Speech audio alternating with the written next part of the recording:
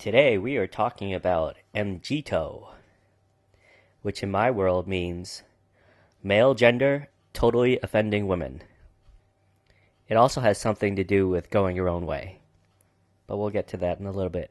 So I've been watching some of these MGTOW videos for a pretty long time now, and if I'm not mistaken, I believe it started when I had watched Jordan Peterson being interviewed on the Joe Rogan podcast. So I don't know how long ago that was when he was a guest. Might have been like 2 years ago or something. Back then, I used to watch Rogan pretty much every interview he was doing. I still like the show. I'm just kind of involved in other things and focusing on my own interests, trying to create videos and working on my micro farm with my ducks. But I remember watching that interview in its entirety, and if it's true what the feminists say about there being the rabbit hole, because this was around the time when Jordan Peterson was really blowing up on YouTube. He was gaining a huge following, and the feminists were outraged at him, and I never understood it. I know the guy is going through a pretty tough ordeal right now, so I definitely don't want to come across like I'm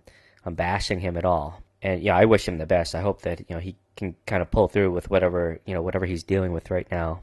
But I was never a huge fan of his. I liked the message that he was saying initially, where he was telling kind of the young men all over the world, especially ones that maybe were growing up in homes without a father, to clean up your room, find the heaviest thing that you can carry. So in other words, just to kind of stand up and be a man, learn how to take on challenges in life. That part of his repertoire, I really do appreciate. But a lot of the interviews that I've seen since then, I've just found him to be very wordy and over-emotional, which I don't think are good traits for a man to have.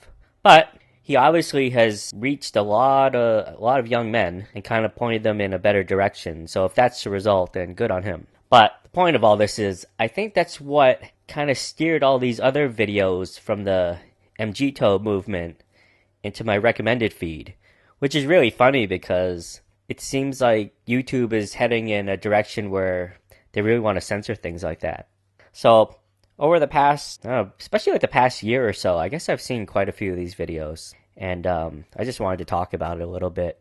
I don't think I've ever seen a video from any of these MGTOW content creators where there's like some specific checklist of things where if you can check off all these boxes, then you're in that fraternity. Some of them I think are, you can make general assumptions, like if you believe that women are hypergamous, if you believe that they'll like step out on you, if you believe that they're only interested in superficial things like the man's height and how attractive he is, how much money he has, things like that. If you believe that the court system's against you, that one is actually well documented, so I think we can all agree on that.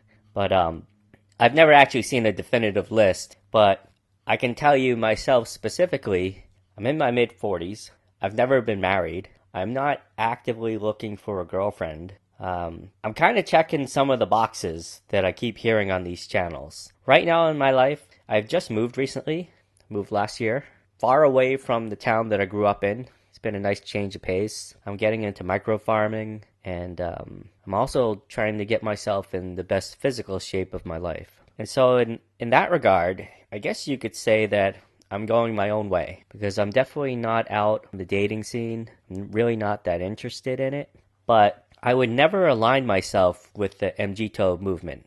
I keep calling it that because I've also heard that the YouTube algorithm can pick up on certain words. And I guess if you even say, maybe it's fine to say it, I don't know. But, I have a new YouTube channel, and I guess there's some things I'm just kind of tiptoeing around because I just haven't got the swing of what's considered politically correct or safe to say on YouTube and what might get me censored or banned, or I just don't know. I'm feeling my way through things. But the reason why I would not fully align myself with any particular movement is because I feel like after watching so many of these different content creators talking about the MGTOW movement, they all kind of say the same thing regarding women. And while I tend to agree with what they're saying, I see similarities between the way they claim women act under certain situations, and then under similar situations, the MGTOW people react the same way. And I'll give you an example. When a man claims to be going his own way, a lot of times the women will resort to shaming language. They'll call a guy a loser, an incel, that he lives in his parents' basement, that he can't get laid, all kinds of things like that.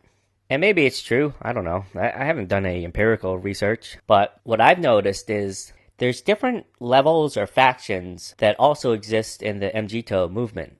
And I've seen kind of some disagreements, I guess, between some of these different factions. I'm not going to name any of the content creators involved. So I don't think it's difficult to find them. They keep saying that they're being shadow banned, but I don't know. I guess I watch enough of their videos that I'm always getting recommended more. So I don't think it's difficult to find these videos at all. Some of these different content creators in the MGTOW movement will sometimes bicker with one another, and it's become pretty obvious to me that anyone that goes against the movement, if you're also a man, those MGTOW people will also resort to shaming language. If you're a man and you want to say that, a guy that's not interested in being with a woman anymore is an incel, then a lot of times that other guy will come back and say, sure thing, fella, keep taking the blue pill. You're a simp. You're a chimpanzee. You can stay on the plantation. They kind of do like the same things that the women do. It's just different terminology. And then the other thing that I think is really amusing is one of the big complaints about men these days is they say that women only look at men as a financial resource. But a lot of the bigger MGTOW content creators, they kind of depend on men to finance them too. They'll live stream and they'll only acknowledge the people that pay money to have their comments read. They got their Patreon set up.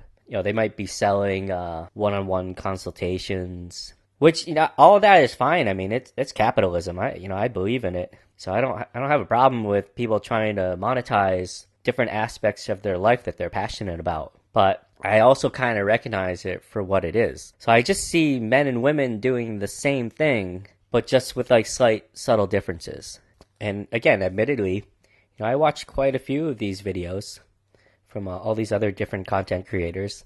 And some of them have some pretty good information. I don't like it when it's overly one-sided where, one gender is completely horrible and the other one is... the one thing you never hear about is you don't really hear people like the men that are claiming to go their own way, being reflective about what they could have done differently. Like some guys do. Some guys are pretty honest about it, like things that they could have done better. But it's very one-sided, where it's like all the, my ex-wife did this, and this, and she expected all this from me, and then she's the one that asked for the divorce, and then it was over. But you never really hear the guy say, yeah, I guess, I wasn't perfect either. Maybe I stopped working out. Maybe I just lost all my ambition, the things that I claimed that I was going to do in life, that I wanted to pursue. I just kind of forgot about them. She just got tired of me. He got bored of me. Maybe we're just finding out in this day and age that the reality is, for the most part, like men and women aren't really meant to stay together long term. I guess it would be kind of sad if that's the case, but maybe that's just what it is. The MGTOW movement believes that women are all of these horrible things and that you just shouldn't get involved with them beyond the physical, I guess. And even then, like there were some factions of the movement that are like, don't get involved at all. It's too dangerous because of false accusations, Me Too, getting her pregnant. But I have a message for the women too. There's no 6'2" Chad who has that right balance of danger and being a bad boy with also being like sensitive, who's got incredible ambitions and is constantly improving themselves and making more money. And totally devoted to you, even though like there's all these women that are just throwing themselves at him, but he only still has eyes for you.